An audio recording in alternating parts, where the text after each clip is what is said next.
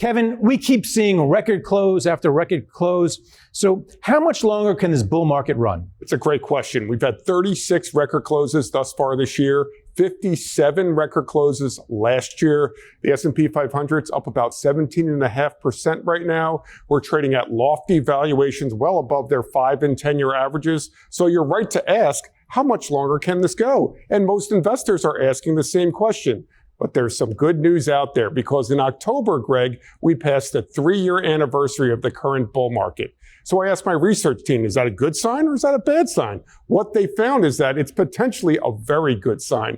Going back over the last 50 years, there's been 5 instances where a bull market has hit its 3-year anniversary. And in all 5 times, it continued to run by an average of 8 years, which would suggest we have 5 more years to run. The lowest was 5 years, which would suggest we have 2 more years to run. And a couple of them hit double digits in terms of years. So I think there is more room ahead, but investors are going to need to be a lot more selective now. Well, you went back 50 years, but about 25 years ago, there was a tech bubble. And this current rally is being led by AI stocks, and their valuations are getting lofty. So how much longer can these large cap tech names lead the rally higher, or will we see a correction, at least in those? Yeah, I think we're going to continue to see large cap tech lead the markets forward, but those aren't the only opportunities for growth. If we talk just about the AI revolution alone, I could suggest multiple names that aren't in the Mag 7 that are outperforming the Mag 7 thus far. And I think, Greg, you need to look at all the ancillary benefactors of the AI revolution that sit within the AI ecosystem, whether it's the data centers, the construction companies, the electrical connectivity companies, the power solutions, or the cooling solutions. Those are faring quite well. But yes, they're also trading at lofty valuations. So I think they will continue to run because we're only in the very beginning, early stages of the AI revolution. But you're going to need to pick and choose your entry points here and perhaps add more diversification into your overall portfolio.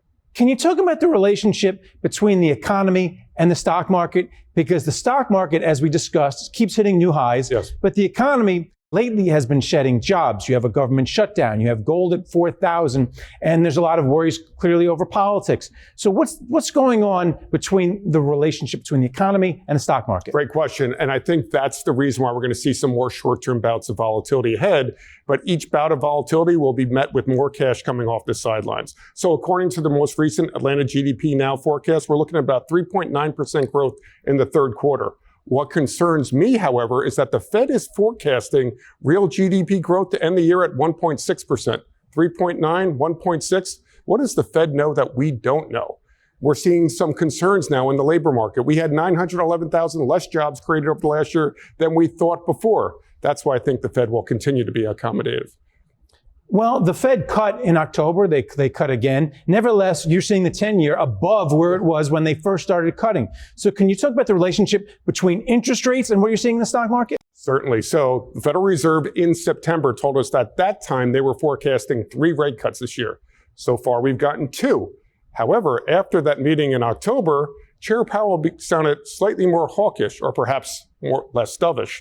So now the probability of 1 additional rate cut in December has gone down to around 66% from 100% prior to the meeting. So will we get that last rate cut? I'm not sure. But the market is expecting it, and the market needs it because that's another tailwind to close out this year strong. All right. So finally, what should investors, advisors, everybody be doing between now and the new year, and then maybe give me a little preview of 2026. Sure. I think the first thing investors need to do is sit down with their financial advisors and look at some of their positions that may have run up significantly in price. Make sure they're not too overweighted towards any one name or any one sector. Look to trim some positions, take some gains, and then ask your advisor about tax loss harvesting opportunities to find some losses to offset those gains. And position yourself for the next year when that AI revolution will continue, when municipal bonds and other income-oriented strategies, including dividend-paying stocks, are going to look a lot more attractive as short-term interest rates continue to come down lower. And as always, Greg, I know I say this to you every time, but stay true to your risk tolerance. Don't get more aggressive just because the market's moving higher, and don't rush to the sidelines just because the market is moving lower. Stay true to your risk tolerance. All right. Well, thanks a lot for coming on and talking about it. My pleasure, Greg.